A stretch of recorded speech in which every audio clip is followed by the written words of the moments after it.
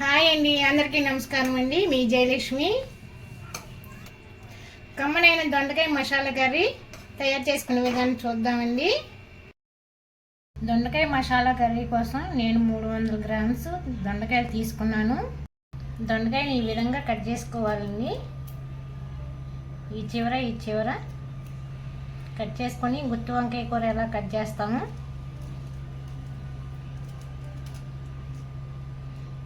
సగం వరకు కట్ చేసి ఇవ్వండి ఈ విధంగా కట్ చేసుకోవాలి.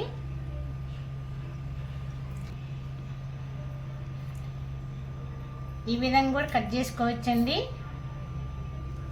ఇట్లా కట్ చేసి మళ్ళీ రివర్స్ తిప్పి కట్ చేసుకోవాలండి.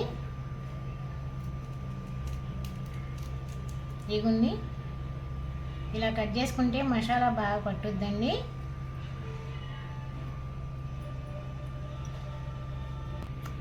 ఈ విధంగా కట్ చేసుకోవాలండి. ఈ విధంగా దొండకాయలు కట్ చేసి పెట్టుకోవాలి. ముందుగా ప్యాన్ పెట్టుకొని ప్యాన్ వేడెక్కినాక 2 స్పూన్లు పల్లీలు ఈ దోరగా వేయించుకోవాలి. వేయించుకుంటే పొట్టు బాగా వస్తుంది. ఈ విధంగా వేపుకోవాలి. 1 స్పూన్ కొబ్బరి, మీ ఇష్టం అండి, పచ్చి కొబ్బరి వేసుకోవచ్చు. నేనైతే ఎండు కొబ్బరి వేసుకున్నాను. 1 స్పూన్ ధనియాలు, దాల్చిన చెక్క, 2 యాలక్కాయలు, లవంగా. ఇది బాగా వేయించుకోవాలి.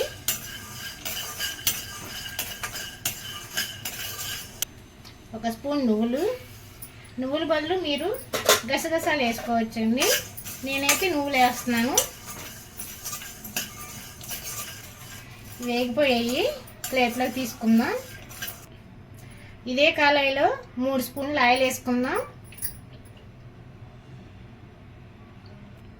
ఆయిల్ వేడెక్కిందండి. కట్ చేసుకుని దొండకాయలు వేసుకుందాం.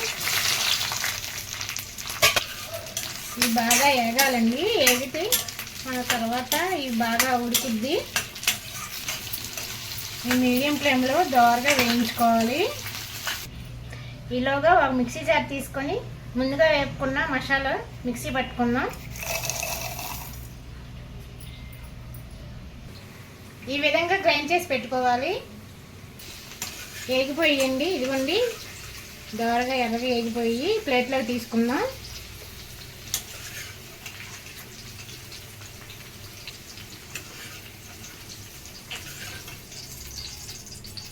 అదే ఆయిల్లో మనం చాలకపోతే 2 స్పూన్లు ఆయిల్ వేసుకోవాలండి. 1/2 స్పూన్ జీలకర్ర, బిర్యానీ ఆకు, 2 పచ్చిమిర్చి సన్నగా కట్ చేసుకున్నా, సన్నగా కట్ చేసిన 1 ఉల్లిపాయ, 1 రెబ్బ కరివేపాకు. ఈ దోరగా వేయించుకోవాలి. అల్లం వెల్లుల్లి పేస్ట్ ఫ్రెష్గా దంచిందండి. ఇది ఈ దోరగా పచ్చివాసన పోయే వరకు వేయించుకోవాలి.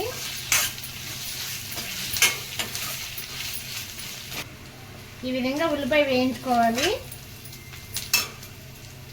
సన్నగా కట్ చేసిన 1 టమాటా,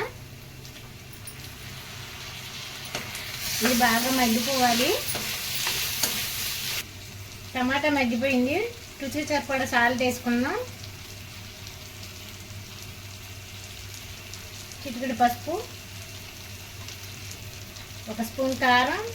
మీరు తినే దాన్ని బట్టి కారం వేసుకోండి. 1 నిమిషం ఇట్లా వేపుకోవాలి. గ్రైండ్ చేసుకున్న మసాలా వేసుకుందాం. 2 స్పూన్ చింతపండు రసం. మనం మిక్సీలో మసాలా పెట్టినప్పుడు 2 రబ్బలు వేసుకోవచ్చండి. 1 నిమిషం వేగాలండి. ఇది అడుగంటకుండా ఇక వేపుకోవాలి. అడుగంటితే టేస్ట్ మారిపోయిద్ది. 1 నిమిషం ఆగినాక 1 కప్పున్నర వాటర్ పోసుకుందాం. మసాలా అయిపోయిందండి. ఇప్పుడు వాటర్ పోసుకుందాం. వేపుకున్న దొండకాయలు వేసుకుందాం.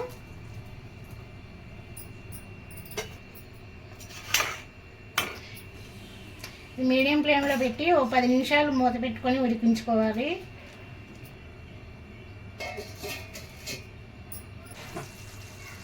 ఆయిల్ పైకి వచ్చిందండి. ఆల్మోస్ట్ కర్రీ రెడీ అయిపోయినట్లని. ఇప్పుడు కొత్తిమీర వేసుకుందాం.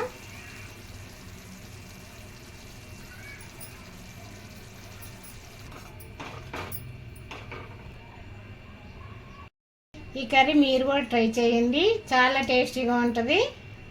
ఇట్లాంటి వీడియోలు మీకు ఎన్నో అందిస్తామండి. ఈ వీడియో మీకు నచ్చినట్లయితే ప్లీజ్ అండి సబ్స్క్రైబ్ చేయండి.